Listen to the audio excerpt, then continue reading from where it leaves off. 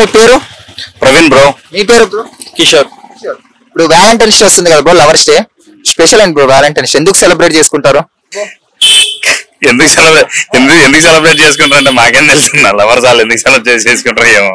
Lovers day తెలియదు అన్న, చాలా ఫేమస్ కదా, వరల్డ్ మొత్తం చేస్తారు. వ్యాలంటైన్స్ డే రోజు ఏం చేస్తారన్న? వ్యాలంటైన్స్ డే రోజు ఏం చేస్తారు? ఆ ముందు రోజు ఓయో రూమ్ లో బుక్ చేసుకుంటారు.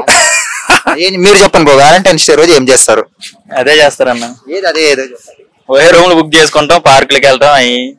మీకు లవర్ ఉందా బ్రో? నాకు పెళ్ళైంది బ్రో, 1 year అయింది. లవ్ మ్యారేజా అరేంజ్ మ్యారేజా? మరి arranged come love. Arranged come love. Yes.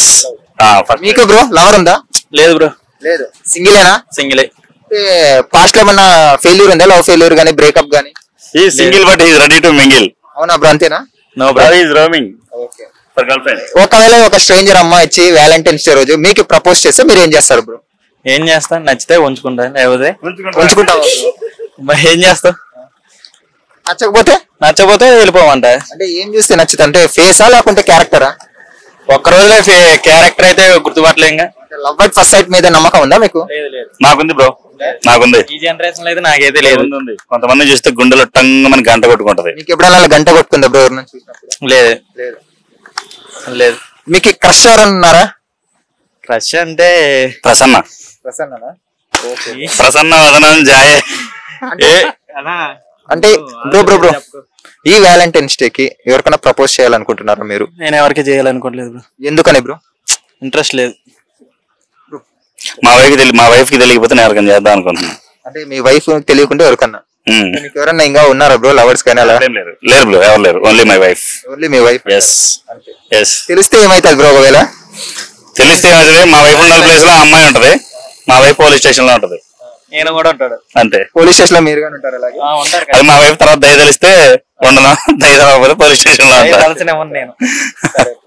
Thank you bro. ఈ rose day, slap day, hug day, kiss day అని 7 days ఉన్నాయి కదా బ్రో.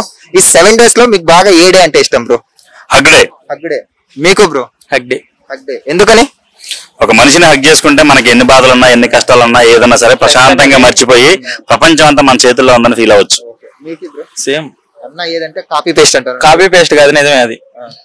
కిస్ డే గాని ఉంది కదా బ్రో. కిస్ కిక్ ఉండదా హగ్ లో ఉన్నంత కిక్ కిస్ లో? ఉంటది కానీ హగ్ అంటే మనసుకు ప్రశాంతంగా అనిపిస్తుంది ఎవరిని చేసుకునేది. కిస్ అయితే పర్టికులర్ గా ఒక థింగ్ ని చూసి చేసుకునేది కాబట్టి అందరినీ కిస్ చేసుకోలేము. అది మనకి మనసుకు అనిపిస్తే చేసుకునేది కాబట్టి అది వేరు. సేమ్ అన్న కాపీ పేస్ట్. కిస్ అనేది ఏముంది బ్రో? ఒక లవర్ ని కిస్ చేసుకోగలుగుతాం. హగ్ అనేది బ్రదర్, సిస్టర్, ఫ్రెండ్. హగ్ డేల మీద మనకున్నంత అవేర్నెస్ ఎస్ఆర్నగర్ హాస్టల్ అమ్మాయిలకి లేదు. ఎవరన్నా ఒక హగ్ ఇస్తారంటే ఎవరు ఇట్లా ఎంతసేపు వాళ్ళ బాయ్ ఫ్రెండ్స్ కి హగ్గులు ఇస్తున్నారు కానీ రోడ్డు మీద అబ్బాయిలు ఖాళీ తిరుగుతున్నారు. వాళ్ళకు హగ్ ఇద్దాం, వాళ్ళకు ముగ్గిద్దాం అని ఏ అమ్మాయికి లేదు. ఎంతసేపు వాళ్ళ బాయ్ ఫ్రెండ్స్ కే. థ్యాంక్స్. Thank you bro.